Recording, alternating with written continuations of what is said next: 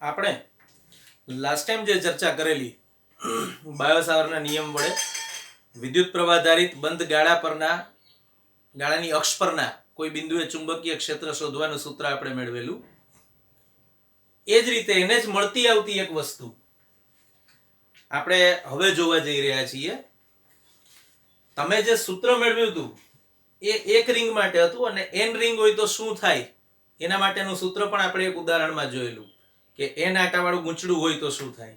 હમણાં જે આપણે લાસ્ટ ઉદાહરણ ગણ્યું એમાં હવે આ જ વસ્તુનું થોડું એક્સટેન્શન ફરીથી ઉદાહરણ 4.6 માં જે પૂછેલું છે એ છે. આપણે થોડું સમજીએ. આકૃતિમાં દર્શાવ્યા મુજબ 12 એમ્પિયર પ્રવાહધારિત સીધા તારને આકૃતિ 1 આ છે આમાં દર્શાવ્યા મુજબ અહીંયા પ્રવાહ દેખાડ્યો છે 12 એમ્પિયર છે.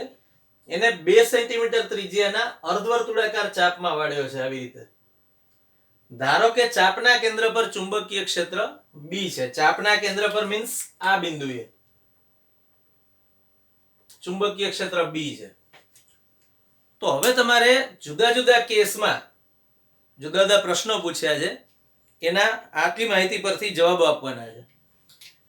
પહેલું તો એવું પૂછ્યું છે કે સીધા ભાગો વડે મળતું ચુંબકીય ક્ષેત્ર કેટલું હશે. સીધા ભાગો મીન્સ આ બે ભાગની વાત છે. આપણે નંબરિંગ કરી દઈએ એવું હોય તો 1 અને 2. આ આકૃતિમાં એ જ રીતે સીધા ભાગો આ બે છે 1 અને 2. તો સીધા ભાગો એટલે 1 અને 2 વડે મળતું ચુંબકીય ક્ષેત્ર કેટલું હશે આ તમને પૂછ્યું છે. તો સીધા ભાગો તો દેખીતી વાત છે. આઈડીએલ ક્રોસ આર મુજબ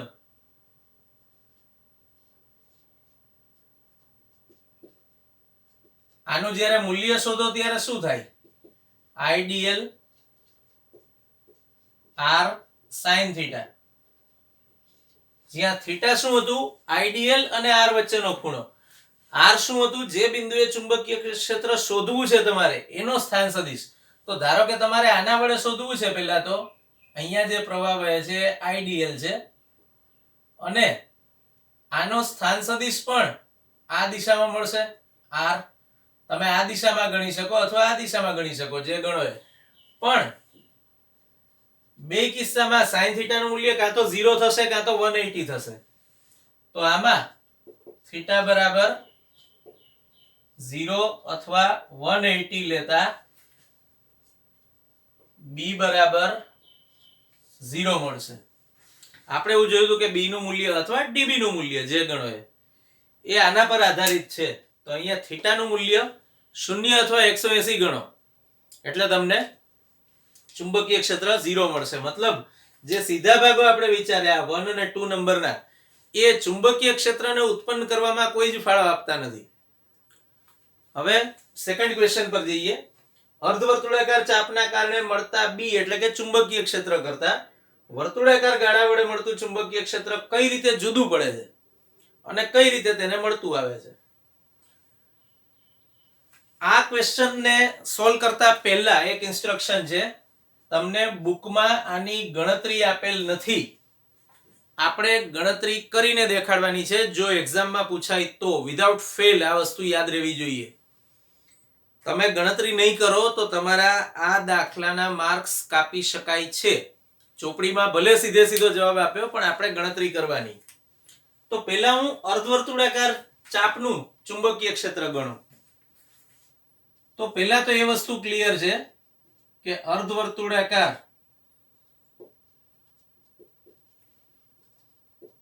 ચાપ ને હું અડધો આંટો કહી શકું. આપણે એવું જાણીએ છીએ કે આખો આંટો એટલે વર્તુળાકાર અથવા રિંગ સાદી ભાષામાં. તો અડધો આંટો એટલે અર્ધવર્તુળાકાર ચાપ. તો આના પરથી એવું કહી શકાય કે n બરાબર 1/2 છે.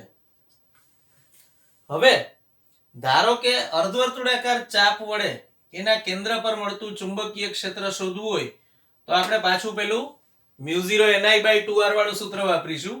μ0 ni/2r. પાછી કિંમતો મૂકીએ બધી 4π10⁻⁷. n બરાબર 1/2 છે અને i આપ્યું છે 12.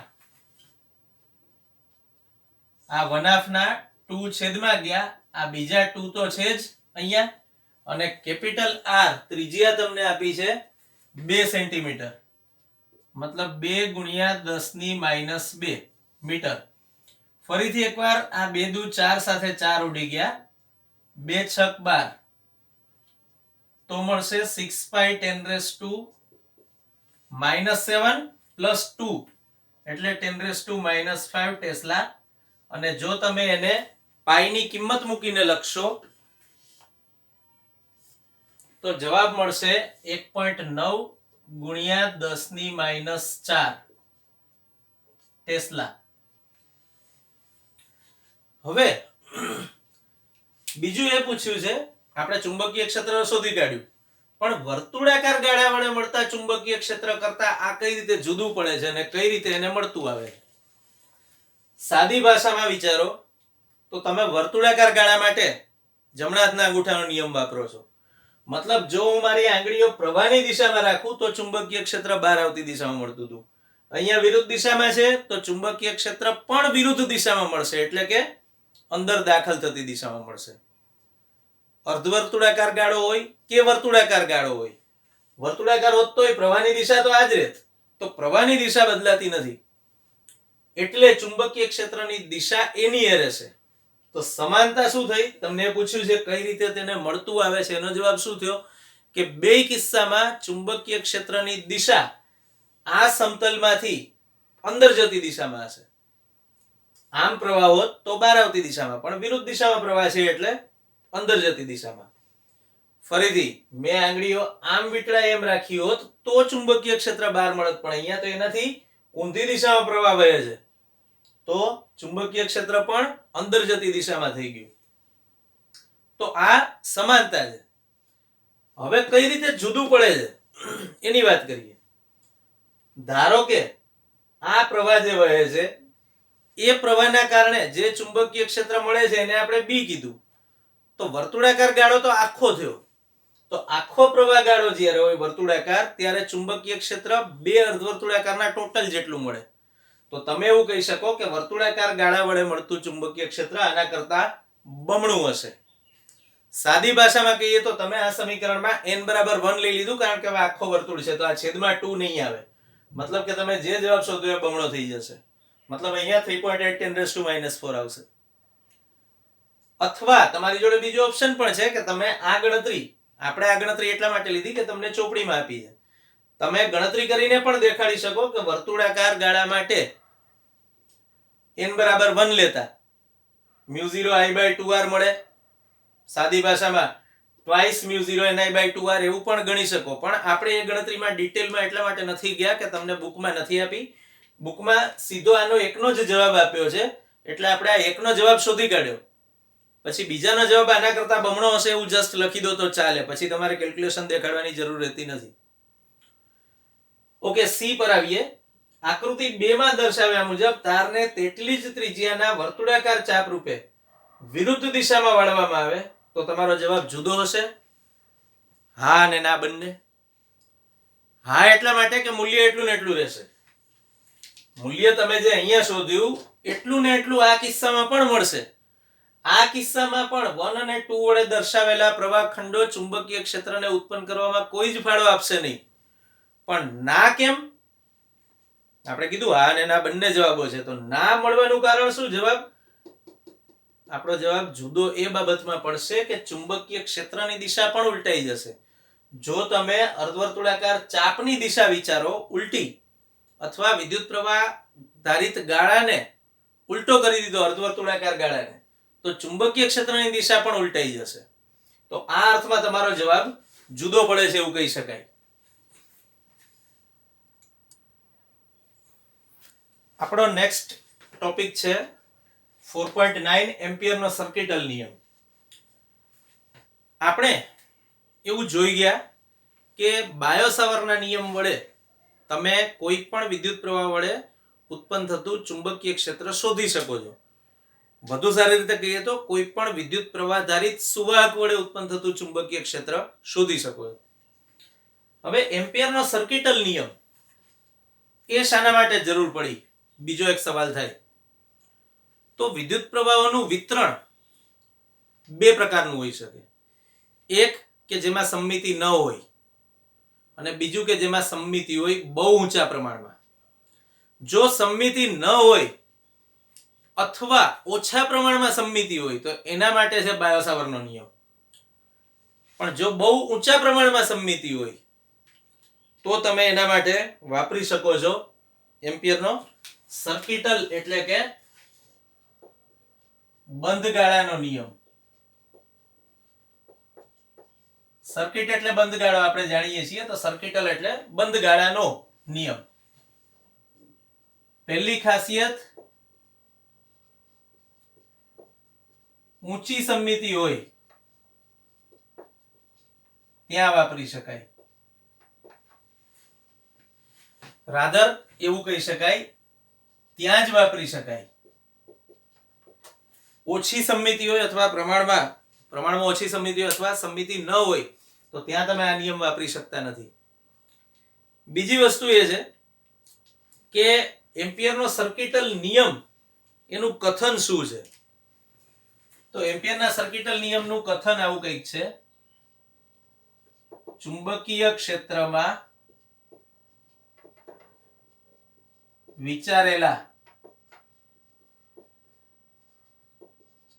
બંધ ગાળા પરનું ચુંબકીય ક્ષેત્રનું રેખા સંકલન તે શૂન્યાવકાશની પરમિએબિલિટી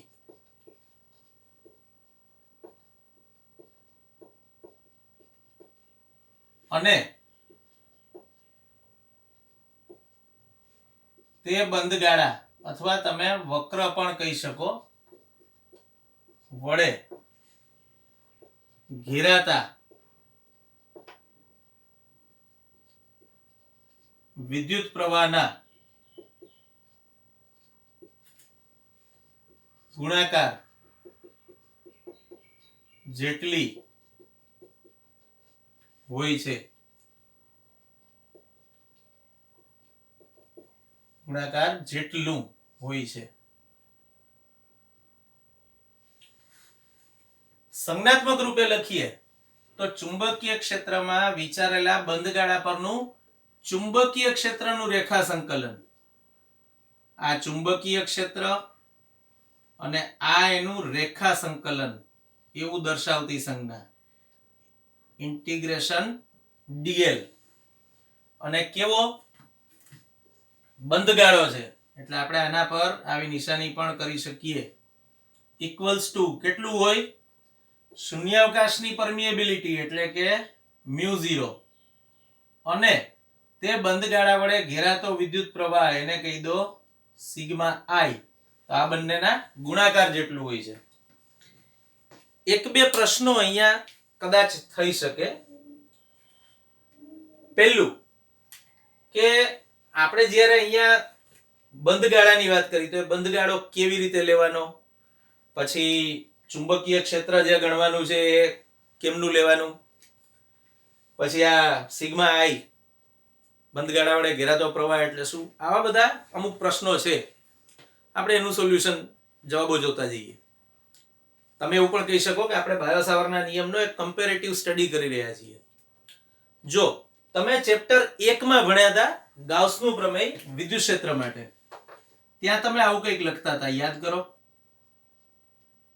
E ડોટ dA બરાબર સિગ્મા ક્યુ બાય એપ્સાઇલોન 0, આવું સમીકરણ હતું ગાઉસના પ્રમેયનું. તમને મેં શરૂઆતમાં એવી વાત કરેલી કે વિદ્યુત ક્ષેત્ર ચુંબકીય ક્ષેત્ર વચ્ચે ઘણી બધી સમાનતાઓ છે, જેમ કે બંને સંરક્ષી ક્ષેત્રો છે, બંને વ્યસ્ત વર્ગના નિયમનું પાલન કરે છે, વગેરે વગેરે. તો હવે અહીંયા પણ સમાનતા અને થોડા ઘણા ડિફરન્સીસ એ પણ જુઓ. જો અહીંયા વિદ્યુત ક્ષેત્ર હતું એના બદલે અહીંયા ચુંબકીય ક્ષેત્ર છે. અહીંયા તમે પૃષ્ઠ સંકલન લીધું હતું, અહીંયા રેખા સંકલન છે. ચુંબકીય ક્ષેત્રનું પૃષ્ઠ સંકલન લઈ શકો બી ડોટ ડીએ કરી શકો, પણ એની ચિંતા આપણે હાલ પૂરતી કરવાની નથી. જો બી ડોટ ડીએ કરો તો એને ચુંબકીય ફ્લક્સ કહેવાય, પણ આને ચુંબકીય ફ્લક્સ ના કહેવાય. આ ચુંબકીય ક્ષેત્રનું રેખા સંકલન છે. આ જ રીતે તમે કદ સંકલન પણ કરી શકો છો ડોટ ડીવી કરીને અહીંયા. તો આ ઇન્ટિગ્રેશન ઉપર રાઉન્ડ કર્યું છે, એનો મતલબ કે બંધ વક્ર અથવા બંધ ગાળા પરનું સંકલન છે, અને ડી ની સાથે એલ આવે છે, મતલબ આ રેખા સંકલન છે. અહીંયા સિગ્મા આઈ લો છો તમે વિદ્યુત પ્રવાહ, કારણ કે ચુંબકીય ક્ષેત્ર ઉત્પન્ન થવા માટે વિદ્યુત પ્રવાહ જવાબદાર છે. અહીંયા તમે સિગ્મા ક્યુ લેતા હતા, કારણ કે વિદ્યુત ક્ષેત્ર ઉત્પન્ન થવા માટે ક્યુ જવાબદાર હતો. μ0 અને 1/ε0 સમતુલ્ય છે એવું તમે આગળ ઉપર જોશો, અને ઇવન આપણે પણ આ પહેલા પણ ચર્ચા થયેલી છે. તો ઘણી બધી સમાનતાઓ અને ઘણી બધી અસમાનતાઓ બંને વસ્તુઓ છે. બીજી વાત યાદ રાખવાની છે કે અહીંયા જ્યારે તમે ચુંબકીય ક્ષેત્ર ગણો છો, ત્યારે આ ચુંબકીય ક્ષેત્ર લેવા માટે તમારે કોઈ એક બંધ ગાળો વિચારવો પડશે. આ બંધ ગાળાને આપણે એમ્પિરિયન લૂપ એવું નામ આપેલું છે.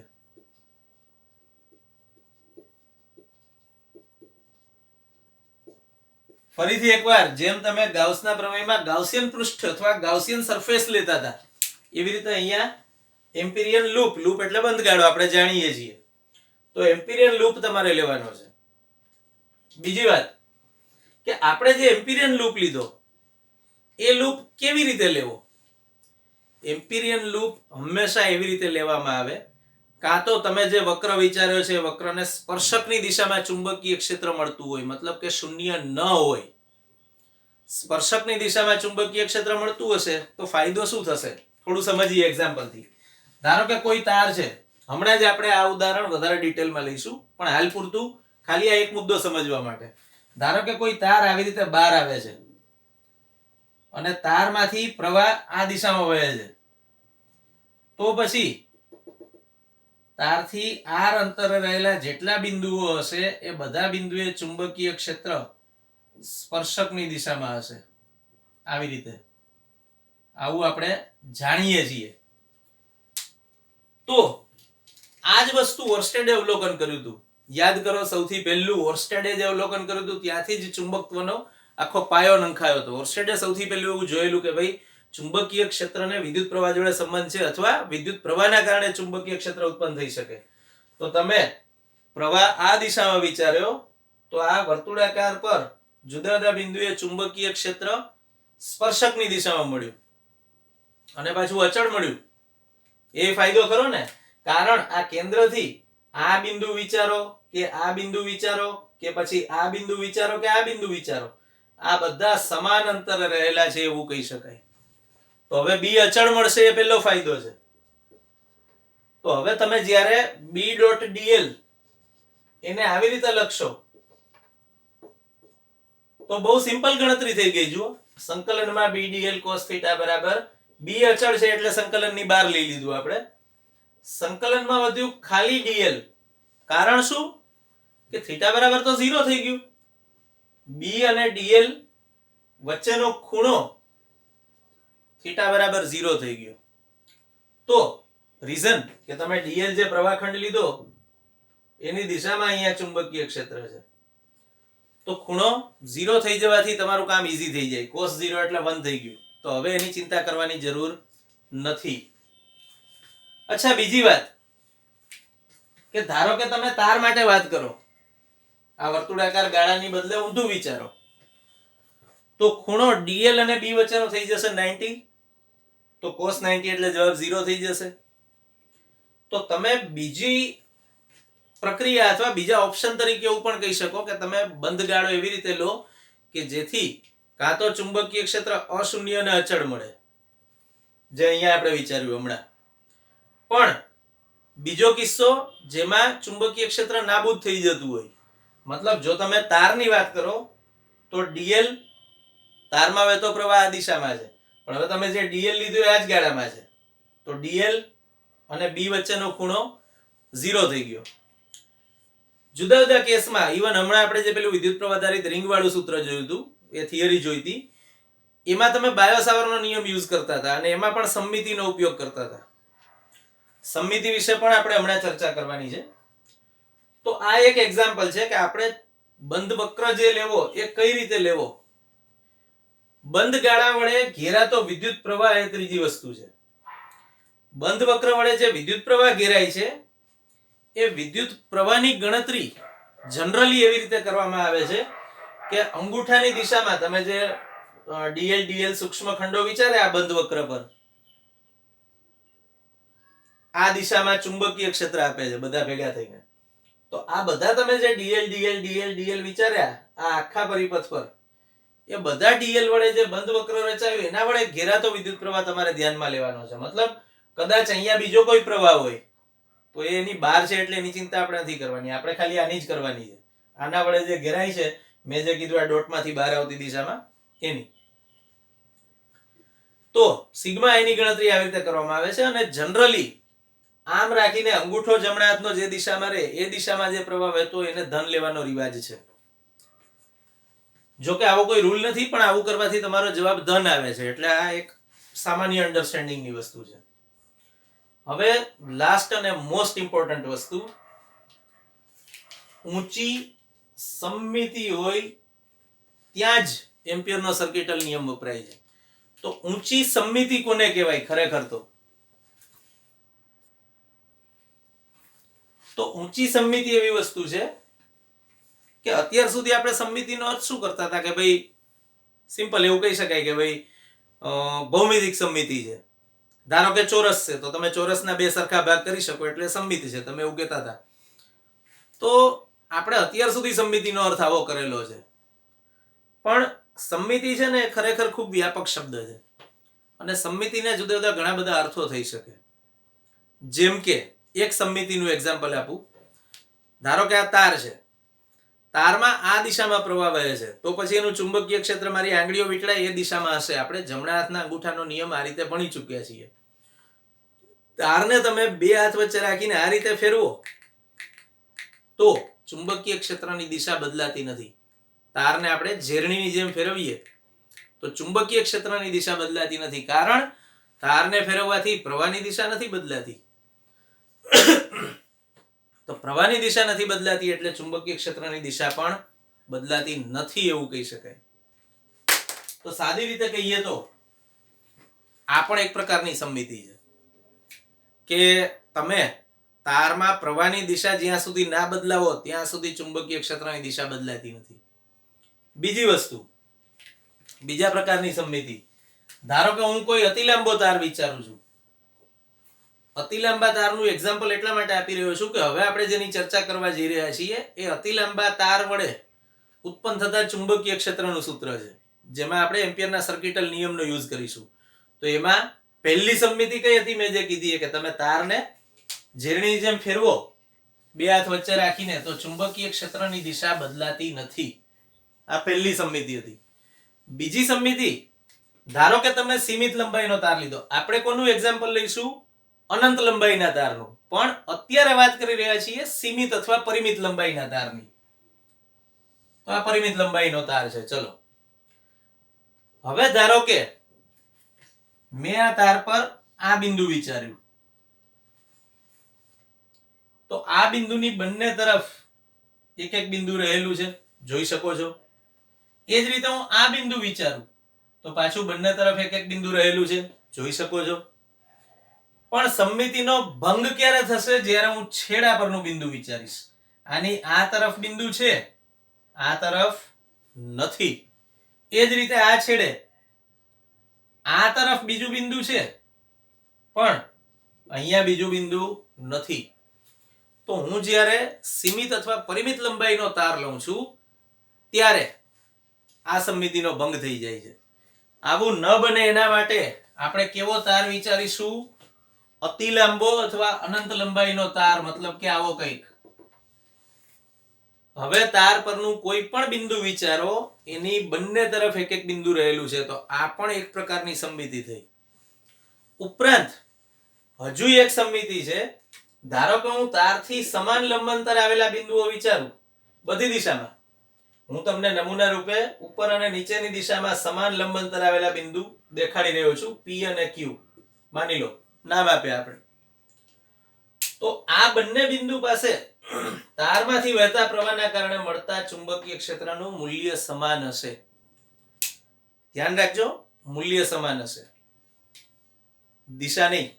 પી બિંદુ પાસેથી બહાર આવતી દિશા હશે. જો મેં આ તાર પકડ્યો તો તારની ઉપરના ભાગમાંથી મારી આંગળીઓ બહાર આવે છે, પણ નીચેના ભાગમાં એ જ આંગળીઓ અંદર તરફ જાય છે.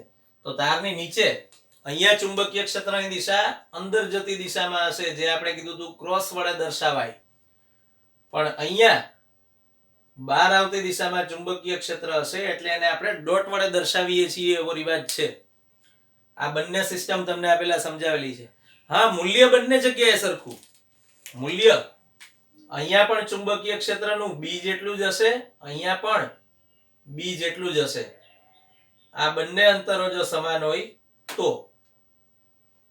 પણ દિશા બેની સમાન નહીં મળે. તો આવા બિંદુઓ તો તમે તારની આજુબાજુ જુઓ. ધારો કે આ તાર છે, એને હું આમ કરી નાખું છું હવે આ રીતે. તો તારની આજુબાજુ સમાન લંબાંતર આવેલા બિંદુઓ વડે શું રચાયું? વર્તુળ. તો કેટલી મોટી સમમિતિ થઈ ગઈ. આપણો જે હેતુ હતો કે વર્તુળાકાર પર દરેક બિંદુએ ચુંબકીય ક્ષેત્ર અશૂન્ય અને સમાન મળશે, કારણ કે દરેકનું વિદ્યુત પ્રવાહ ખંડથી અથવા તારથી અંતર સમાન છે. તો આ પણ એક પ્રકારની સમમિતિ થઈ. તો ઓલીનો એવું કહી શકાય કે અત્યાર સુધી તમે સમમિતિ વિશે જે કંઈ વાત કરતા હતા એ ભૌમિતિક સમમિતિ હતી, પણ ભૌમિતિક સમમિતિ સિવાયની પણ સમમિતિ હોઈ શકે છે. અને સમમિતિ કુદરતનો એક અગત્યનો ગુણધર્મ છે. કુદરતમાં ઘણી બધી જગ્યાએ સમમિતિ જોવા મળે છે, જુદા જુદા પ્રકારની. જેમ કે સમમિતિનો બીજો અર્થ સમાનતા કરો તો લોજિકલી વિચારવાની ક્ષમતા દરેક માણસને ભગવાને આપેલી છે. તો એ પણ એક પ્રકારની સમમિતિ છે. દરેક માણસને બે હાથ હોય છે બાય ડિફોલ્ટ. પછી રેર કેસમાં એક હાથ હોય, અથવા એક્સિડન્ટના કારણે કોઈ નુકસાન થાય, હાથ કપાઈ જાય કે એવું કંઈ, તો વસ્તુ અલગ છે. બાકી બાય ડિફોલ્ટ ડિઝાઇનિંગ મુજબ તો દરેક વ્યક્તિને બે હાથ આપે જ છે ભગવાન. તો આ બધી જુદા જુદા પ્રકારની સમમિતિ થઈ, અને કુદરતમાં સમમિતિ એ પણ એનો એક અગત્યનો ગુણધર્મ છે. તો એમ્પિયરનો સર્કિટલ નિયમ આપણે હવે એક અતિ લાંબા તાર વડે તારથી અમુક લંબાંતરે આવેલા બિંદુએ કેટલું ચુંબકીય ક્ષેત્ર મળે છે એ શોધવા માટે વાપરીશું. હવે એ ઉદાહરણ પર આપણે જઈએ. નિયમનો ઉપયોગ કઈ રીતે કરી શકાય એ જોવા માટે હવે આપણે તમારું એક ઉદાહરણ જોવા જઈ રહ્યા છીએ. ફરીથી એકવાર ઉદાહરણ 4.8. ઉદાહરણ 4.8 માં તમને એવું પૂછ્યું છે કે I પ્રવાધારિત સ્મોલ a ત્રિજ્યા વાળો વર્તુળાકાર આડછેદ ધરાવતા લાંબા સીધા તારના આડછેદમાં પ્રવાહ સમાન રીતે વિતરિત થયેલો છે. તો r ગ્રેટર ધેન a અને r લેસ ધેન a વિસ્તારોમાં ચુંબકીય ક્ષેત્ર ગણો. પહેલા તો થોડી જનરલ વાત કરી લઈએ. આપણે એમ્પિયરના સર્કિટલ નિયમનો ઉપયોગ અહીંયા કરીશું. મેં હમણાં તમને સમજાવ્યું એમ ઊંચી સમમિતિ ધરાવે છે અતિ લાંબો તાર. તો આપણે જે એમ્પિયરનો સર્કિટલ નિયમ ભણ્યા એ પહેલા તો અહીંયા હું સમીકરણ લખી લઉં છું. હવે હું આ જ સમીકરણને આવી રીતે પણ લખી શકું. b dl cos θ બરાબર μ0 સિગ્મા i. હવે અહીંયા બીજી એક વસ્તુ યાદ રાખવાની છે કે બાયો-સાવર્ટના નિયમમાં તમે dl કયો લેતા હતા? જે idl ની સાથે હતો એ dl, અને r એને લંબ દિશામાં હતું. આપણે જે હમણાં થિયરી જોઈ વિદ્યુત પ્રવાહ આધારિત બંધ ગાળા માટેની, વર્તુળાકાર ગાળા માટેની, એમાં પણ અહીંયા જે dl છે એ કયો છે? આપણે જે બંધ ગાળો વિચારીશું એના પરનો સૂક્ષ્મ સદિશ રેખાખંડ છે. તો હવે આપણે પહેલા તો પહેલો કિસ્સો લઈએ. આને હું નંબર આપી દઉં છું સમીકરણ 1. હું આનો જ બે વખત યુઝ કરીશ. તો પહેલી વસ્તુ પહેલો કિસ્સો આપણે લઈએ r ગ્રેટર ધેન a. એને આપણે નામ આપી દઈએ case 1. r greater than a. અને કેસ 2 જેમાં આપણે લઈશું r લેસ ધેન a.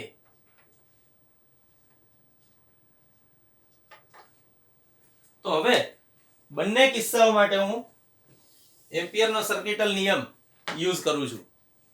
તો પહેલા તો હું આપણને જે માહિતી આપી છે એ મુજબ એક I પ્રવાહધારિત અને સ્મોલ a ત્રિજ્યા વાળો વર્તુળાકાર આડછેદ ધરાવતો તાર વિચારી લઉં. લાંબો સીધો તાર મતલબ અતિ લાંબો સીધો તાર, યાદ રાખવાનું, જેની લંબાઈ અનંત છે એવો તાર. તો હું તારની આકૃતિ આવી રીતે દોરું છું. ધારો કે આ અતિ લાંબો તાર છે અને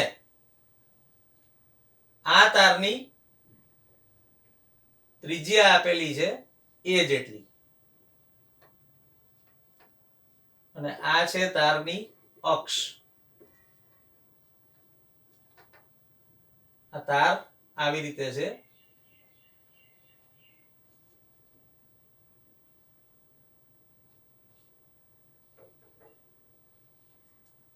હવે હું એક વર્તુળાકાર ગાળો એવો વિચારું છું કે જેથી એ ગાળાની ત્રિજ્યા small r greater than a હોય, કારણ કે મારે એવા બિંદુએ ચુંબકીય ક્ષેત્ર શોધવું છે જેના માટે small r greater than a છે.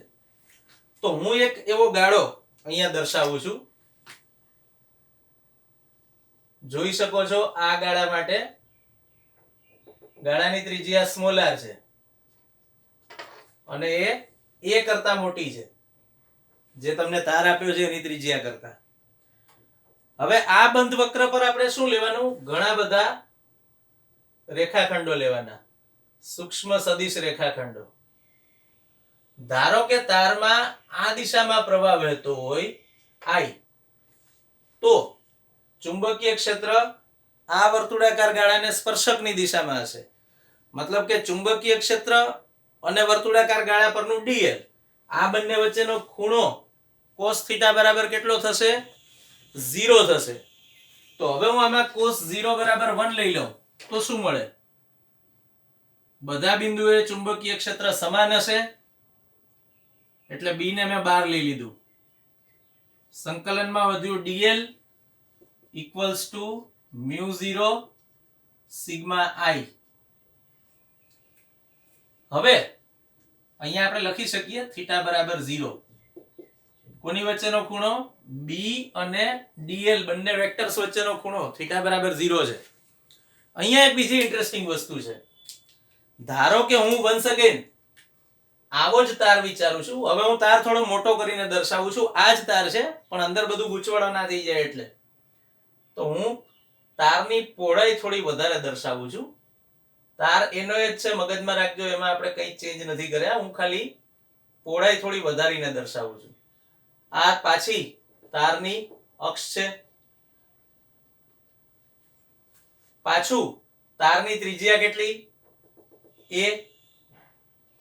તો આ તારની ત્રિજ્યા a દર્શાવી દીધી અને તાર આખો આવી રીતે છે, સિમ્પલ. પણ હવે ચેન્જ શું છે ખબર છે? કે હું એક એવો ગાળો વિચારીશ જેની ત્રિજ્યા r લેસ ધેન a છે. તો એવો ગાળો, ધારો કે આ છે વર્તુળાકાર બંધ ગાળો અને આની ત્રિજ્યા હવે સ્મોલ r છે, જે a કરતા નાની છે, જોઈ શકો છો. પણ ત્રિજ્યામાં ભલે મૂલ્યમાં ફરક હોય, વધારે ઓછો હોય, પણ આ ગાળા પર ચુંબકીય ક્ષેત્રનું રેખા સંકલન લેવા માટે વિચારેલા વક્રો તો આ જ રીતે છે જે રીતે ત્યાં હતા. અહીંયા પણ તારમાં વહેતા પ્રવાહની દિશા એ જ છે જે ત્યાં હતી. તો પછી ચુંબકીય ક્ષેત્ર જે તારના પ્રવાહના કારણે મળ્યું, આપણે હમણાં જ જોયું કે પ્રવાહની દિશા નથી બદલાતી, તો ચુંબકીય ક્ષેત્રની દિશા ના બદલાય.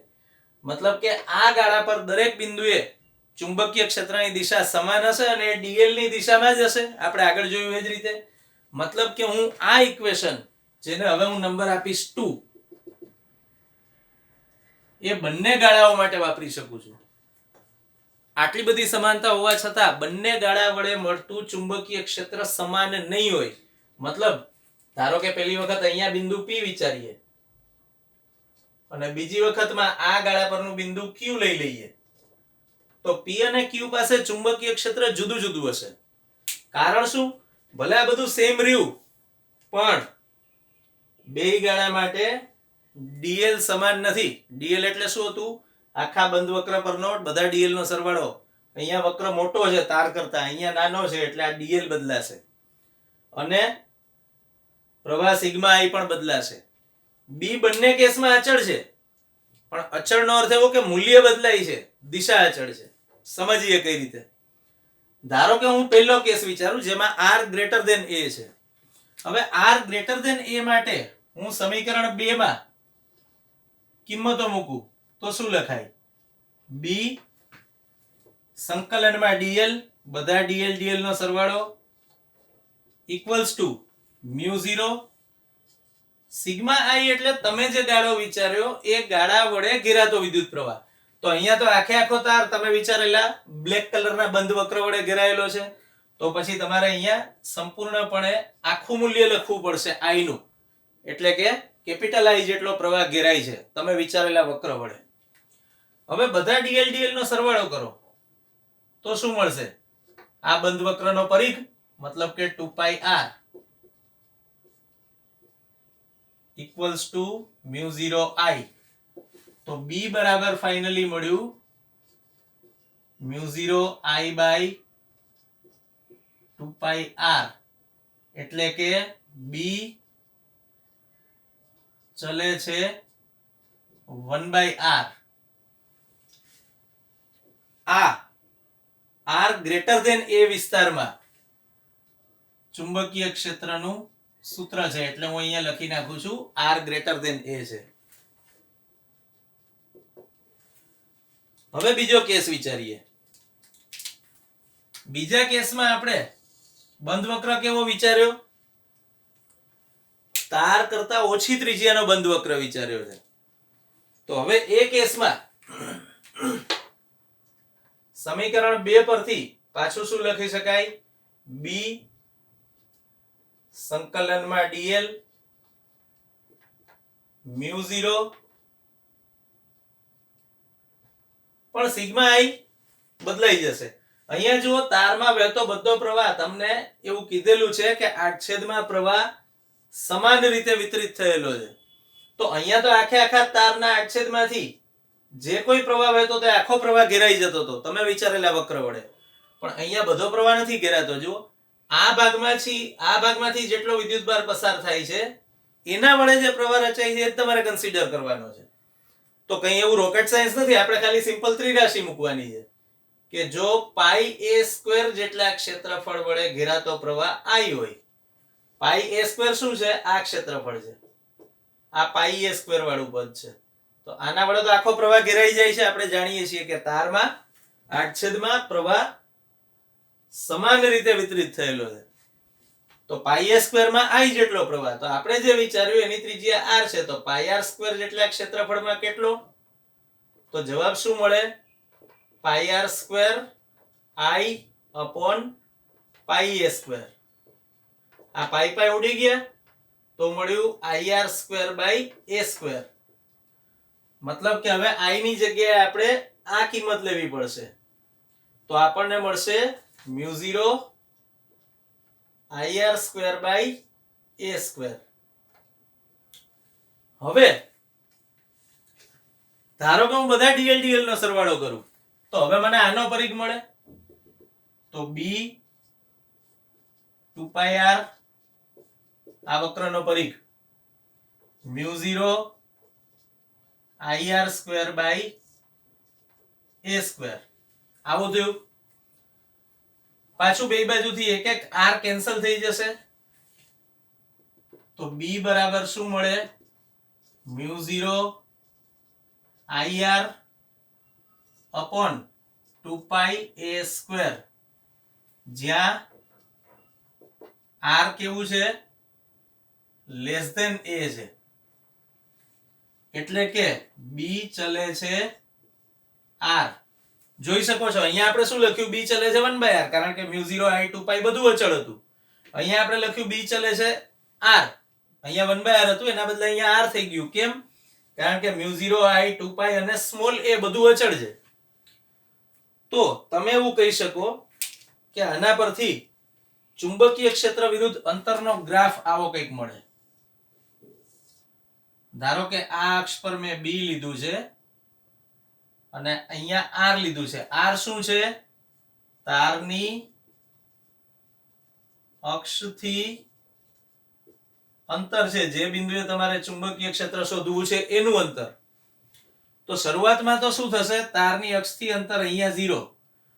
પછી જેમ જેમ તમે વધુ બહારની બાજુ આવતા જશો, અહીંયાથી ધારો કે અહીંયા આયા, પછી અહીંયા આયા, પછી અહીંયા, અહીંયા, અહીંયા, એમ ચુંબકીય ક્ષેત્ર વધતું જશે કારણ કે B ચલે છે R. તો R વધશે એમ B વધશે. તો હવે આવું જોવા મળ્યું અહીં સુધી. R માં વધારો થયો એમ B માં પણ વધારો થતો ગયો. આ B ચલે છે R દર્શાવતો ગ્રાફ છે.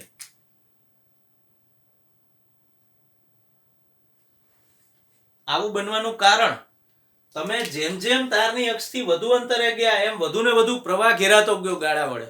તો વધુ ને વધુ પ્રવાહ ઘેરાતો ગયો એટલે એનું ચુંબકીય ક્ષેત્ર પણ વધતું ગયું. તો તમે એવું કહી શકો કે તારની અક્ષથી અંતર R જેમ વધશે એમ ચુંબકીય ક્ષેત્ર વધતું જશે. તો આવું ક્યાં સુધી બનશે? તાર પૂરો થાય ત્યાં સુધી. મતલબ કે R બરાબર A બને ત્યાં સુધી. હવે આગળ શું બનશે? તમે તારની બહારનું બિંદુ વિચારો. તો તારની બહારના વિસ્તાર માટે તો સમીકરણ શું હતું? B ચલે 1/r. મતલબ કે હવે અહીંયા ચુંબકીય ક્ષેત્ર અંતર સાથે ઘટતું જશે. મતલબ કે આવું કંઈક થશે. અને આ ગ્રાફ કોનો છે? B ચલે છે 1/r ને અનુસરે છે. ફરીથી એકવાર રીઝન એવું છે કે તમે જ્યારે B ચલે છે 1/r લખો છો, મતલબ કે બહારના વિસ્તારની વાત કરો છો, તો મહત્તમ જેટલું ચુંબકીય ક્ષેત્ર મળવાનું હતું એટલું અહીંયા મળી ગયું. તારના પૃષ્ઠ પર, એવું કહેવાય એને, તારની સપાટી પર. હવે જેમ બહાર જશો એમ તમે વિચારેલો વર્તુળાકાર ગાળો વધુ ને વધુ મોટો થતો જશે. પણ પ્રવાહ તો એટલો ને એટલો જ રહેશે જેટલો તારમાંથી વહે છે. આ બધી બાજુમાંથી કંઈ પ્રવાહ નથી વહેતો. જો એવું હોત તો પાછું ચુંબકીય ક્ષેત્ર અચળ જળવાઈ રહે, પણ એવું બનતું નથી. તો હવે ધીમે ધીમે જેમ તારની અક્ષથી અંતર વધશે એમ ચુંબકીય ક્ષેત્રમાં ઘટાડો જોવા મળશે. આપણે કેસ 1 અને 2, R ગ્રેટર ધેન A અને R લેસ ધેન A, બંનેના ગ્રાફ અહીંયા દર્શાવી દીધા. તમે અહીંયા એવું પણ કહી શકો કે આટલા વિસ્તારમાં અહીંથી લઈને અહીં સુધી R લેસ ધેન A છે. પછી આ R ઇક્વલ્સ ટુ A વાળું બિંદુ, અને અહીંથી આગળ R ગ્રેટર ધેન A છે અનંત સુધી. તો આપણે એવું જોયું કે એમ્પિયરનો સર્કિટલ નિયમ ઊંચી સમમિતિ ધરાવતા તંત્રો માટે ઉત્પન્ન થતું ચુંબકીય ક્ષેત્ર કેટલું છે ગણવામાં વાપરી શકાય. પણ હજુય આપણે અહીંયા તો એક ઉદાહરણ લીધું અતિ લાંબા તારનું. તમે આ જ ચેપ્ટરમાં આગળ ઉપર એવા તંત્રો ભણશો, સોલેનોઇડ અને ટોરોઇડ, કે જેમાં એમ્પિયરનો સર્કિટલ નિયમ વાપરી શકાય છે કારણ કે તેઓ બંને ખૂબ ઊંચી સમમિતિ ધરાવે છે. એટલે આવા તંત્રોનો હજુ પણ આપણે આગળ અભ્યાસ કરવાનો છે.